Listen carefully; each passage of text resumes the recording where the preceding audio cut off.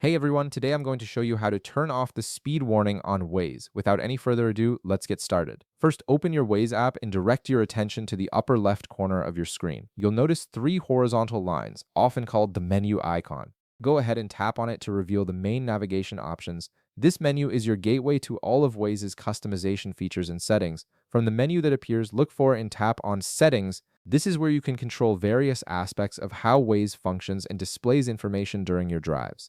The settings menu gives you access to everything from voice commands to map preferences, so it's an essential area to familiarize yourself with. Once you're in the settings menu, scroll through the options until you find map display and tap on it. This section specifically controls what information appears on your screen while you're navigating, allowing you to customize your driving experience based on what's most important to you. Now, within the map display section, you'll see a category labeled Map Information and Overlays. This area contains all the toggleable features that can appear on your map during navigation. Look through this section carefully as it houses many useful customization options. Inside Map Information and Overlays, locate the option called Speedometer and tap on it. The Speedometer feature is what displays your current speed and triggers warnings when you exceed certain thresholds, so this is exactly where you need to be to disable those alerts.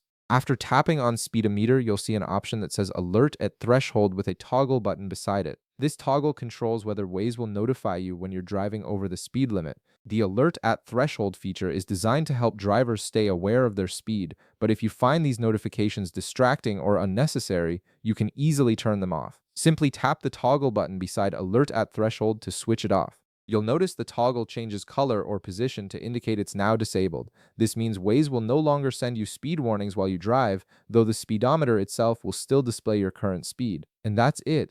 You've successfully turned off the speed warning on Waze, allowing you to navigate without those threshold alerts interrupting your drive. If this video helped you out, be sure to leave a like, subscribe, and I'll see you in the next one.